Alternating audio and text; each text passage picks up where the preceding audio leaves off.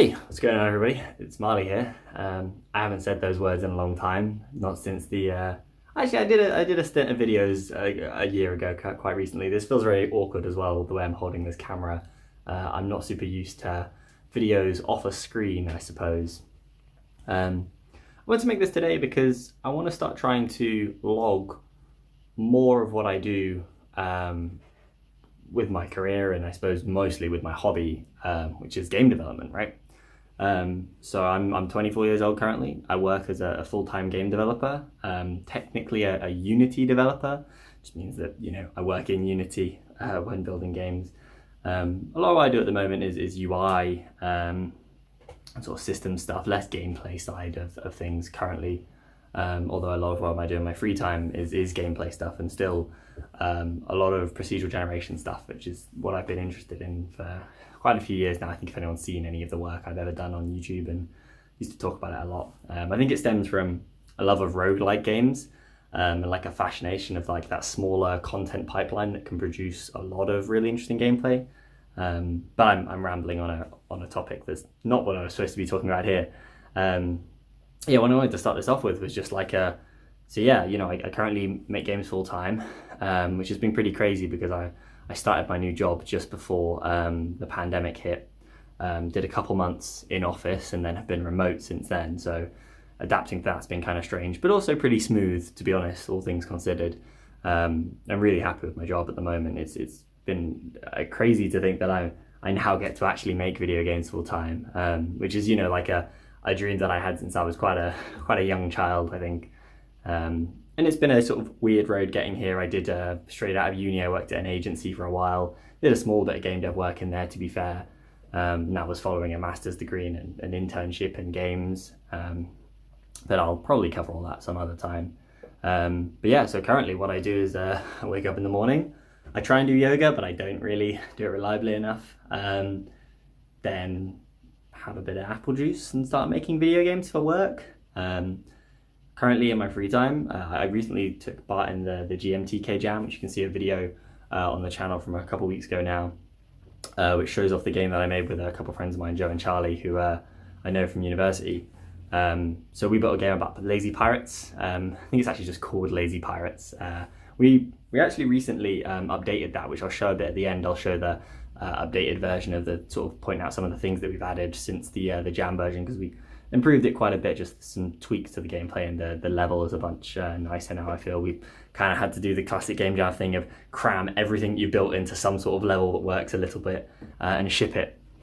So currently working on that, and we've taken it and we're starting to sort of try and flesh out how we could turn that game into something that would be potentially a commercial product. That's a long way off, and we're just sort of experimenting at the moment. Joe's doing a bunch of stuff with the ship. I'm doing some level stuff. Charlie's working on overall gameplay and like boss fights and theming and things of that nature. We struggle a little. Charlie is a bit of an artist. Joe and myself are firmly programming, absolutely zero artistic ability. No, that's not entirely true. Joe is capable of making particles and some shaders do things that are very, very cool, in an attempt to make up for the fact that we can't draw or produce art assets. That's what I'm doing currently with the free time that I get, the limited free time, that I have to do that. And I want these videos to try and be excuses for me to not have to edit together longer form content, because whenever I've tried to record the development of a game over a period of time, or record what I do in game development with my life over a period of time, I get a bunch of footage, start to cut it together, get tired of the editing process and give up. So the attempt with these is a bit of a quicker turnaround, a lot less editing, just like I used to do, where I would just record myself playing a game for 30 minutes and be like, yeah, people will watch that. And then sometimes people actually did, which was baffling. That's the perk of these. And, maybe some people might like to watch them. I watch people rant on the internet sometimes. I don't see why people would listen to me in particular. I'd hope that what I really get to do with this is find a place where I can share my own thoughts about game development, the games I'm playing, the stuff I'm working on, the smaller, more minutiae topics as I get to them, right? I miss the biggest thing that I miss about YouTube, which was a lot of my life for a long time, is just the consistent like sitting down and being able to ramble into a blank space, which helped me sort of, I think, process my thoughts and clear my head, right? I think if I have a particular development problem that I'm trying to solve, or like a design thing that I want to get my head around and approach to, I think talking it out with someone is a brilliant way of doing it. And if you don't have someone to talk about it with, which is often the case, right? Especially at the moment, nobody around here, then, just talking about it generally and listening to yourself talk about it kind of in your own head helps you form it, right? It's the same way that, I think like if you really want to prove to yourself that you've mastered a topic, if you really want to show that you have like understood something fully, if you can teach it to someone, you definitely understand it, because to be able to teach it, you really fundamentally have to understand what you're teaching, right? So I'll show you a bit of Lazy Pirates, and then we'll see where this goes. All right, so this is Lazy Pirates, the updated post-jam version. We've got this nice intro screen here that Joe put together. I think it's really, it's not perfect, but, I think it's nice. It shows a bit of the setting and stuff. Added some settings and, small little things. The control screen was nice. I like that, like, this is all kind of diegetic, so it's in-world, so to speak. I'm a big fan of like keeping things, in the game world if you can. But yeah, so we added a couple how to play screens, which is something we didn't get around to in the jam, unfortunately. But also, it's kind of the way it works. We also drastically improved the map, which is quite a bit of what I was working on. And we changed up the control schemes, which was the one of the major things that I worked on actually after the jam, which was adding in a fourth panel. And now these panels are much less random. They have, generally speaking, most of these buttons will be left like focused controls. Most of these will be right focused controls, whether it's shooting or turning different sides, etc. We also added in Joe added in this nice little tracker to track where all the booty was in the world, so that you could hold this down, see where you need to go to collect all of the leftover collectibles in the world. Oh no, full turn right, that's actually really good there. Fire right, not quite, turn left a little, fire right, did I get him? No, not quite, damn, right. I can hit that, there we go. Well, that particle's nice, I haven't actually seen that. That is a better particle. So this is the current version that we've got. It's available on itch if you do want to go and check it out and give it a play.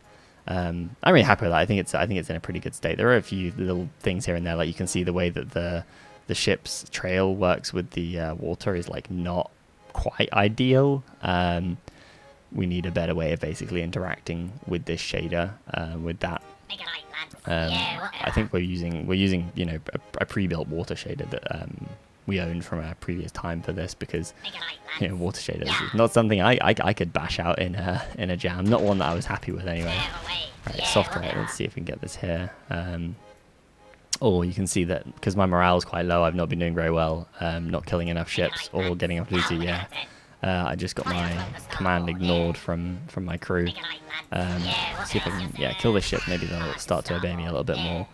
I really wish that we'd had the time to get the morale stuff tweaked so that it felt good during the jam. One of the biggest problems with the jam, I think, where we ended up was that we didn't actually have the morale system in a position where you could like quite tell that your crew were going to ignore you and lower when they got to lower like points of morale. And also it was quite easy to kill enemies and blow up towers, meaning that not a lot of people got to a low enough morale point where the crew would start to refuse your decisions, which was a bit of a shame, really. I think all things considered, they were, the commands were just, oh god, that was a big hit. Actually did a lot more damage than I thought. I need to sing a shanty here. They denied the shanty. Oh no. Oh, I really needed those shanties to come through. They're going to start ignoring so many things here.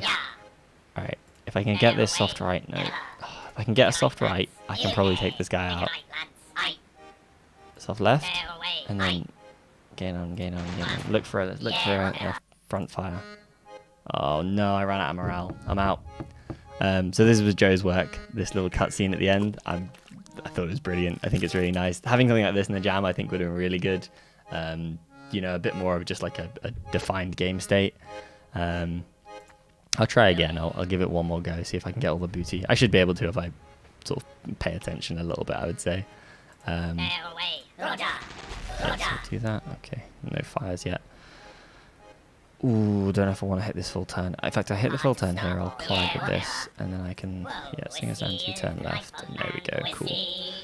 So we're still not sort of finished with the balance of the game, so to speak. I would say that, like, you know, there's a lot in this version that could be tweaked and tuned to make it good. But we weren't really, I'd say, super interested in taking the time to do that, because this version was always just meant to be, you know, a prototype version, and was always just supposed to be suited for the jam, really. You know, the cards as a gameplay mechanic, and having to use cards to decide how you move is not super great overall. You know, it's quite unreliable, and so I don't think suits like a longer or more serious sort of, not serious isn't the word, sorry, I'm stumbling over myself here. I don't mean serious, I mean like well, finished game, right? Like if you were going to play something for a longer period of time, or if you were going to commit to play sessions or something, so a game you want to buy, we really have to work on tweaking these card controls to feel balanced and feel like you know, are in control of the ship in good ways. Like, oh, I got him. That was pretty good timing. Thankfully, I worked on this game, so I'm okay with the timings. Probably not as good as I should be. I'm gonna miss this. I need to sell into it. Okay, yeah. No, actually, I don't want a full turn right. Can we get some left turns? Right, there we go. It does feel better that now that left is generally left. It means that I can not quite get that guy. You sort of know where you're looking for controls a bit more generally, which I think does add quite a large improvement. I'll let you know a secret, because we didn't have well, the way that the collisions and stuff are handled in this game are a bit messy, and so is the ship's movement.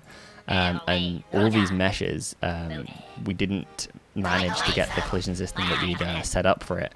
Oh, look at this little shark dude there swimming around. He's breaching the water quite a lot. I hope he breathes okay. Oh, he's going back down. It's all good. Oh, there's a seagull too. That's pretty cute. I know I'm saying all these things. I built this level, like most of this level, so I know these things are here. It's just nice to see them. But yeah, all of these colliders, I'll let you know a secret. Because convex colliders were the only ones we could get working on the mesh colliders, I had to go through and make all of these like out of cylinders essentially, to build the terrain colliders, because, you know, it was a quick dirty fix. Nobody else needs to know that. We'll keep that one quiet. You know, you don't notice when you play the game, right? So it's all good. There we go. Right, nice. Got that guy. I was getting a little worried. I might have dropped my morale a little bit low there. This guy is going to crash with me. You know, it's actually going to be real bad. So if I can, I'm getting to what I think I pretty much made just about the most dangerous part of the map, so this could be quite deadly. I'm hoping I can hit both of these right, if I do this correct. Oh yeah, look at that. There you go. That is literally how I designed that area to go, if you're paying attention. So that feels pretty good. Although I suppose it's a bit cheating, because, you know, I sort of knew that that's how I wanted that to go. So I guess I can't really take the credit. Oh no. Didn't turn right, or did I hit fire right? Oh, I messed up that command real bad. I need to get all of this booty. I'm running low on this. It might take us a minute here. But yeah, like I said, you could definitely feel free to go and like pick this up on itch and give it a play if you want to. I'm definitely proud of the overall like game that we've managed to make in such a short period of time. And I think with the tweaks, it's like this post-jam version is definitely like a playable game. I think there's enough here for it to be like pretty decent.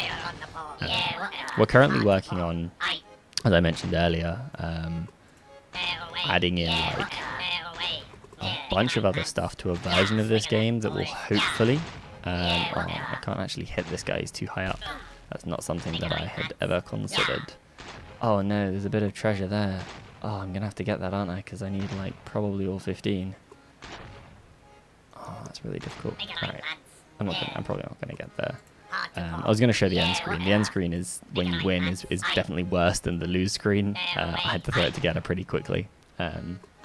It's pretty much a carbon copy of the lose screen, except you don't die and there's a lot of treasure on your ship.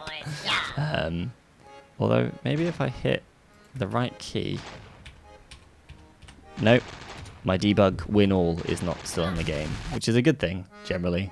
Oh, look, and we lost again. I'm going to leave that there. But yeah, you know, it was cool showing this off. If you want to check it out, feel free. and I'll see you the next time I make one of these videos. I'll probably be showing off some more of this game as we get forward with its development. But yeah, like I said, we're all currently prototyping a bunch of stuff, so I'm not sure how much will be shown. Thanks for watching, and I'll see you guys next time I do this.